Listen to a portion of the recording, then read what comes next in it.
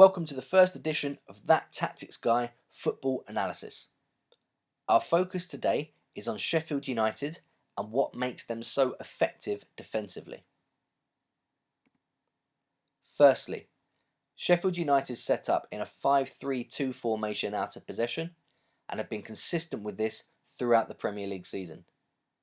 The system is composed of 3 centre-backs, 2 wing-backs that tuck in to make the defensive line of 5, 3 central midfielders and 2 centre-forwards. The key principles of Sheffield United's out-of-possession work are based around organisation, clarity and situational recognition, which we'll go through in more detail further on in the presentation. Firstly, they look to draw their opponents into specific areas of the pitch and attempt to regain possession once in those areas. Secondly, they look to maintain horizontal and vertical compactness within their units in order to prevent opposition penetration. Finally, each unit demonstrates clear and simple positional responsibilities, placing reliance on the players to coordinate their movements relative to their teammates. When engaging an opponent in their half, Sheffield United look to position their team structure in a manner which guides the ball towards the touchline, into the red shaded areas that you can see on the screen. Once there, they attempt to trap their opponent through restricting forward passing options, locking on to their opponents around the ball and using their forwards to prevent the ball from being switched to the other side of the pitch. Here is an example from a Premier League fixture against Arsenal.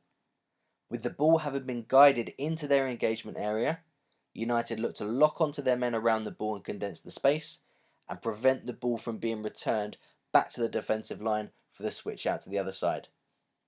This severely restricts the options available to Arsenal and is designed to force mistakes and turnovers through which United can counter.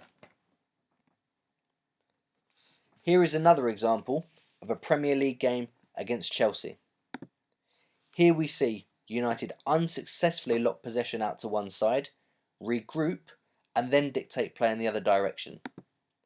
The key now is for McGoldrick to press the centre-back while trying to discourage access into Jorginho. McBurney looks to occupy the goalkeeper to prevent any return pass from coming back and going out to the initial side, and Norwood jumps towards Jorginho to further restrict the access and discourage the centre-back from playing into him.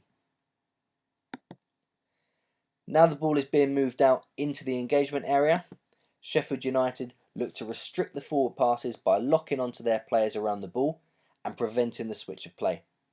Eventually, they force Chelsea into a longer pass that the centre-backs are capable of dealing with.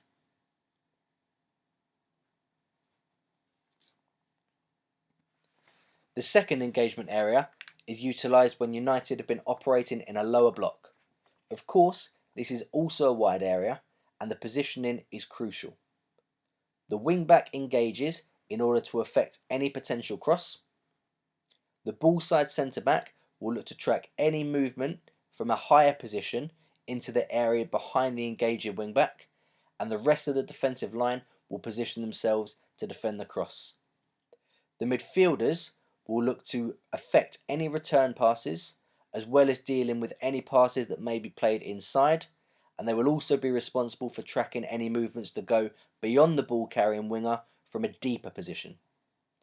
The centre-forwards look to also restrict return passes and to be alert to any potential counter-attacking opportunities. The role of the centre-forwards is crucial to the defensive structure of the team. In this case, McBurney and McGoldrick screen the double pivot and prevent any passes into their feet. Each time the ball moves from the centre-back to the full-back, the forwards will check behind them in order to identify the location of their opponent and position themselves between man and ball. If the ball moves back to the centre-back, the centre-forwards may look to go and engage, and they'll pass responsibility on to their central midfielders. The responsibilities in midfield are simple but vital. Firstly, they will look to back up the press behind the front two. This could involve locking onto an opponent that the centre forward has left, as we can see from Oliver Norwood here jumping towards Granit Xhaka as McBurney moves out to go and engage with the centre back. Or it could entail moving out to press in a wide area if the centre forward has too much distance to cover, as is the case with the right-sided central midfielder here.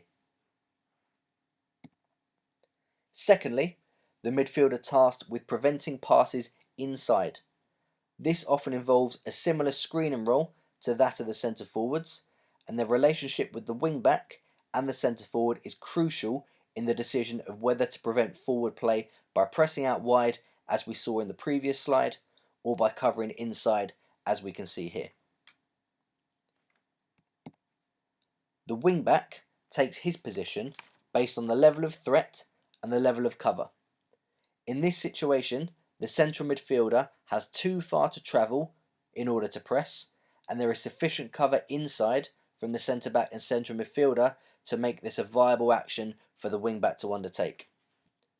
If there was insufficient cover, then the wing back would hold his position in a deeper area with the line of 5, protect the more important spacing behind, and allow Wolves to come forwards as the central midfielders and centre forwards move across to go and engage. The deployment of 3 centre backs allows United to deal with rotations and movements while still maintaining compactness.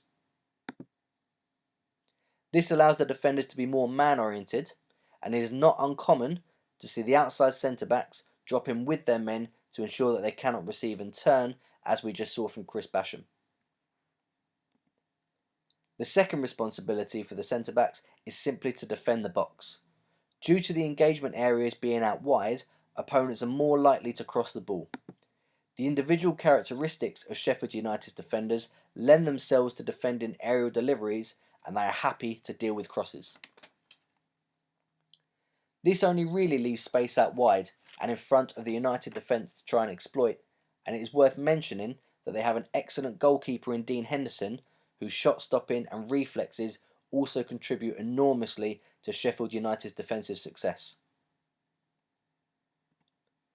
To conclude, the coordination of responsibilities between the whole team is a significant factor in making them defensively solid.